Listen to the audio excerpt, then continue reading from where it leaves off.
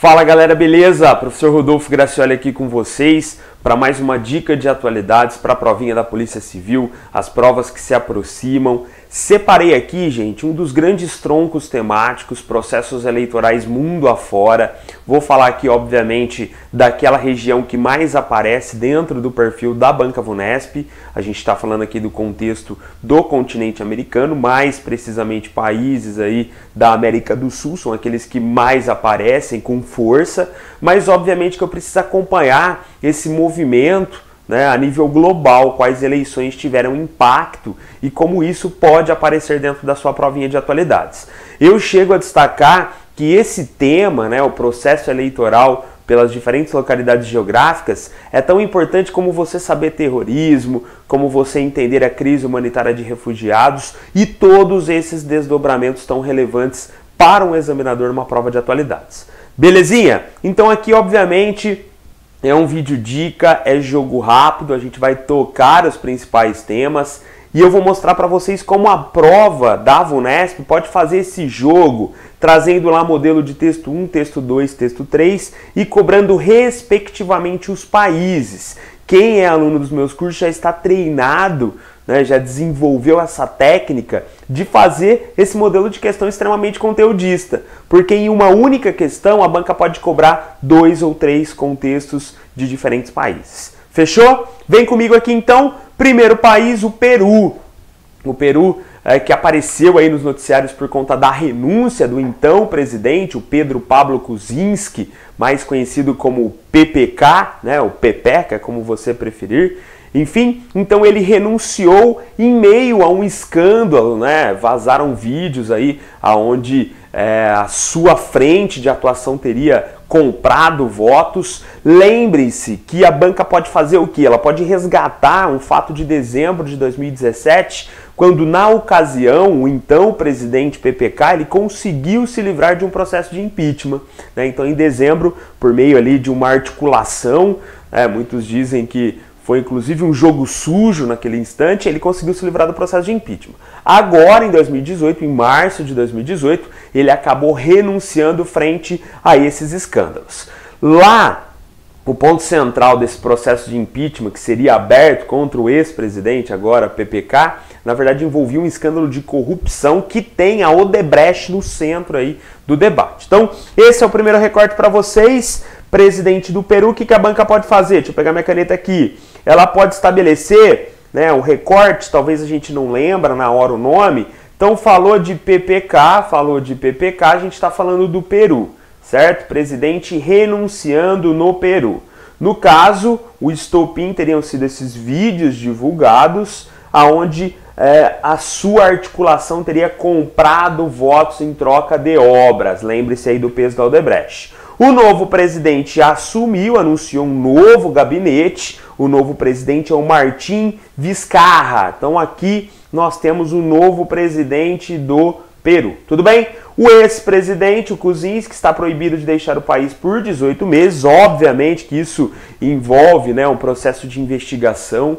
A gente tem que acompanhar e monitorar esse tipo de tema que é relevante. Beleza, galera? Tranquilo? Vamos para o próximo? Aqui eu trago eleições no Paraguai. Talvez diante de um cenário de eleição na Colômbia, eleição na Venezuela, a gente se esqueça, né, desse que eu chamo como sendo um tema secundário. Por que secundário? Porque ele não tem a mesma visibilidade, né, que se deu aí, por exemplo, às eleições na Venezuela, o próprio contexto da eleição em Cuba, né, essa transição política em Cuba. Mas enfim, então aqui eu trago para vocês eleição no Paraguai, novo presidente, o Abdo Benítez. Abdo Benítez que venceu com uma vantagem aí, né, simbólica, né, venceu aí por pouco, uma vantagem que no total de votos absolutos seria de 95 mil votos, substitui Horácio Cartes, né, que é o atual presidente, vai deixar aí o comando do Paraguai e passa para Abdo Benítez. Agora a transição política deve acontecer em agosto, se eu não estou enganado. Tudo bem? Então percebam, né? Martin Vizcarra, Peru, Abdo Benítez, Paraguai. Na hora da prova, gente, isso se mistura. Como que eu vou lembrar, ainda mais esses nomes que pra gente não estão ainda tão fixados, né? A gente não tem ouvido muita coisa, então é a hora de você fixar aqui agora. Martim Vizcarra, Peru, ex-presidente do Peru, renuncia ao PPK, e aqui nós temos o Abdo Benítez no Paraguai. Vou confessar para vocês que até eu, às vezes, titubeio, tenho que pensar ali duas vezes para entender, né, para construir na minha estrutura cognitiva esse bando de nomes, essa inúmera quantidade de terminologias que um estudo de atualidades oportuniza. Vamos para a Colômbia. O candidato da direita, Iván Duque, foi eleito presidente da Colômbia, vencendo Gustavo Petro, candidato da esquerda. Obviamente que numa questão aí mais teórica, a gente pode falar de um enfraquecimento da esquerda dentro do contexto da América Latina nos últimos anos, né? Esse é um debate mais afinco aí, mais envolto numa discussão ideológica. O que chama atenção na Colômbia é a postura do Iván Duque, né, que já destacou aí que pode inclusive rever o próprio acordo com as Forças Armadas Revolucionárias da Colômbia, então guerrilha, que agora é a Força Alternativa Revolucionária do Comum, um partido político, um acordo, né, firmado junto ao governo colombiano, na ocasião com o presidente, o Juan Manuel Santos, que concedeu inclusive o Nobel da Paz de 2016 para o Juan Manuel Santos. Tudo bem? Uma forte abstenção. Então a população colombiana nessa linha aí, a gente conhece muito bem essa descrença política, Brasil, eleição agora em 2018, né? Esse movimento aí de analfabetismo, de negação da política que cresce, no caso o analfabetismo político, né? Essa negação intencional da política, enfim. Então a Colômbia também acompanhou essa descrença se a gente olha para os números, né? Então até trouxe para vocês que o segundo turno da eleição teve uma taxa de abstenção de 47%, além de grande parte de votos nulos e brancos. Tudo bem? Aqui eu chamo a atenção para a possibilidade de revisão do acordo. Ele diz que não vai extinguir o acordo, não é esse o objetivo, mas vai rever para que de fato a população colombiana esteja segura, né? Para que não seja meramente um acordo aí muito superficial. Esse é um ponto de destaque porque é central dentro da Colômbia e é um dos temas que mais apareceu nos últimos tempos nas provinhas de atualidades, né? Então, desde a retirada por parte da União Europeia da FARC como sendo uma organização terrorista, né, até o próprio acordo em si, que culminou na edificação de um partido político que é hoje a Força Alternativa Revolucionária do Comum. Tudo bem? Então tá aí Colômbia para vocês. Mais um fato importante da Colômbia, também extremamente recente, a Colômbia anunciando a entrada na Organização do Tratado do Atlântico Norte, uma organização militar que tem aí à frente Estados Unidos, né? A grande força aí da OTAN, e também na Organização para a Cooperação e Desenvolvimento Econômico, a OCDE, que integra outras grandes nações. No caso da OCDE, a Colômbia se torna o terceiro membro latino-americano, né, atrás aí do México e do Chile. No caso da OTAN, é a primeira nação da América Latina a ser integrada. Para muitos, isso deve despertar ali um movimento de ansiedade, porque seria uma forma do governo estadunidense, próximo aí da Colômbia, estabelecer uma influência ainda maior dentro da América do Sul, mas enfim, por uma questão de atualidades, pode ser que a banca traga um recorte, né? Qual o país que passa por um processo de integração, tanto a OTAN quanto a OCDE. Tudo bem, gente? Lembra que o Brasil não pertence à OCDE, que é visto como o berço lá das grandes nações, certo? Desenvolve políticas dos mais variados setores. Tudo bem? Vamos para a Venezuela. Sempre falo da Venezuela, um dos países mais queridos nas provas de atualidades, né? Se repete, querido assim, no sentido da cobrança da questão. A gente sabe do processo intenso de crise política, econômica, social, escassez de alimentos, hiperinflação, enfim, a população mergulhada num regime que é considerado um regime que viola os direitos humanos, que prende aí os veículos de imprensa, né, a liberdade de imprensa não é garantida, enfim, todo esse envolto de caos que a Venezuela assiste. Nesse meio, nós tivemos uma antecipação das eleições, pode ser alvo da sua questão, né? A eleição tradicionalmente ocorreria em dezembro. O presidente Nicolás Maduro antecipou esse processo eleitoral e foi reeleito. né, uma eleição não legitimada pela comunidade internacional. Por exemplo, Estados Unidos e Brasil não reconhecem o resultado desse processo eleitoral. Então aqui eu trago para vocês: Maduro vence a eleição na Venezuela marcada por denúncias de fraude, boicote da oposição e alta abstenção. Ele vai ter mais 6 anos de mandato, né? Lembra aí que o Maduro ele veio para substituir o Hugo Chávez, que faleceu vítima de câncer. E a Venezuela, que está suspensa do Mercosul, é pauta dentro dos diferentes espaços. O próprio vice-presidente dos Estados Unidos, em visita ao Brasil agora, discutiu com o Michel Temer essa crise venezuelana que gera, né, um forte deslocamento de indivíduos para o Brasil, né, um grande problema aí para o estado de Roraima, que já cogitou até o fechamento das fronteiras, uma super pauta para uma prova de atualidades. Tem inclusive aqui no canal uma dica específica que eu trato esse tema. Tudo bem? Mas aqui eu falo da Organização dos Estados Americanos, que pensa aí, que projeta uma suspensão da Venezuela. Então tá aqui, a Assembleia da OEA aprova a resolução que abre caminho para suspender a Venezuela da organização. Lembra que a Venezuela ela já está suspensa do Mercosul, Mercado Comum do Sul, que tem hoje, numa questãozinha mais técnica, Brasil, Argentina, Paraguai e Uruguai, e a Bolívia no processo de transição de integração. Tudo bem, gente? Aqui eu destaco para vocês que o presidente cubano Miguel Díaz-Canel, o novo presidente de Cuba, também um país de destaque para as provas de atualidades, né?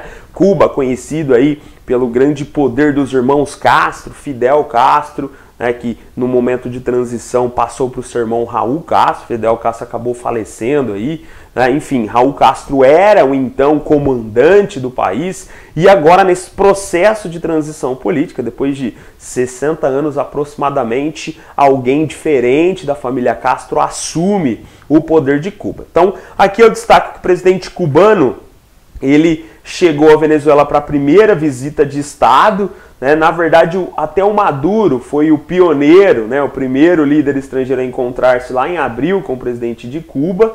Aí a gente teria aquela questão, países alinhados à esquerda, enfim, tudo isso que se fala aí pelos veículos de comunicação em massa. Tudo bem? Então, só para pontuar que o presidente cubano visitou Nicolás Maduro, isso pode aparecer dentro da sua prova. Aqui, gente, eu chamo a atenção porque eu já destaquei que o Brasil não reconhece, né, a eleição na Venezuela, então não vê com legitimidade e credibilidade, principalmente por conta das denúncias de fraude, né? Vale destacar que o governo de Nicolás Maduro também não reconhece o regime de Michel Temer, entende que o processo de impeachment da ex-presidente Dilma Rousseff foi um golpe, né? Então tem toda aquela questão diplomática de embaixadores que foram declarados personas não gratas, foram expulsos, né? Lembra lá, Venezuela assumiu essa postura, expulsou o embaixador brasileiro, o Brasil agiu de modo recíproco. Tudo bem?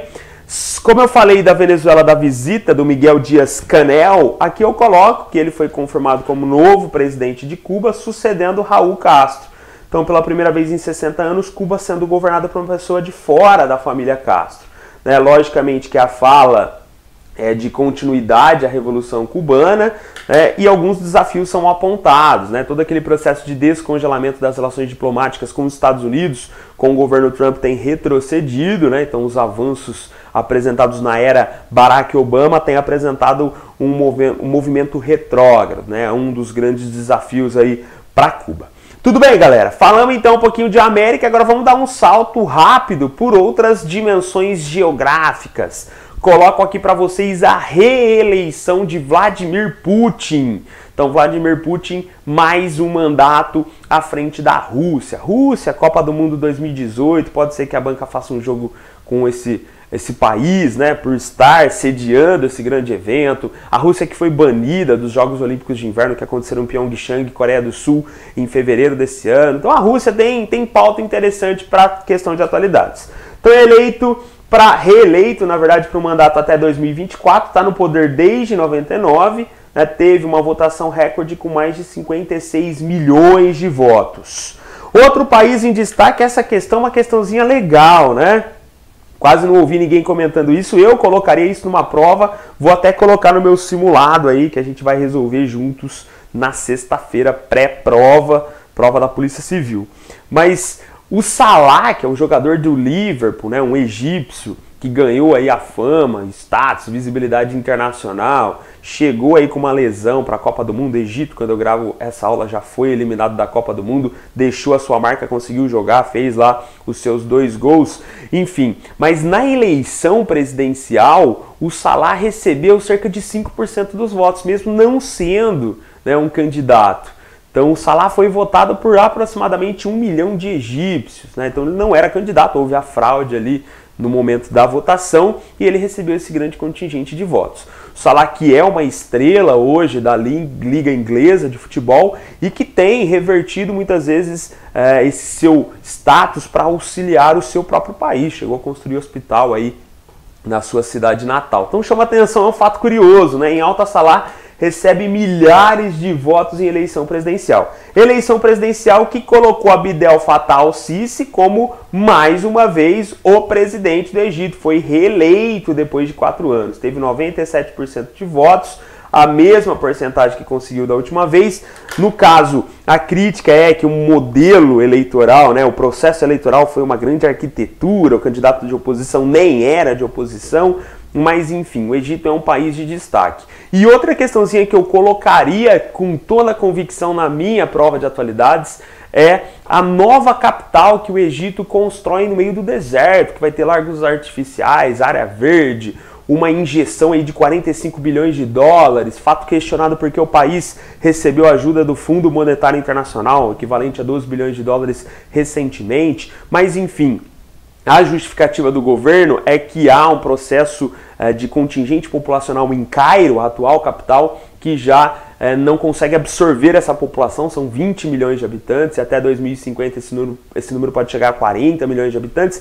Então, para isso, uma nova capital administrativa no Egito em construção. Fato esse pouquíssimo comentado, gente, muito pontual aí, para uma provinha de atualidades. Deixa eu ver se acabou. Ah não, coloquei aqui também da Turquia.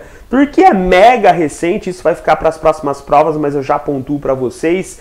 A Turquia que reelegeu o Recep Erdogan, né, conhecido aí por sua postura íngreme, sua postura bastante árdua desde a tentativa do golpe de Estado que a Turquia passou, prendendo milhares de manifestantes, de opositores ao sistema.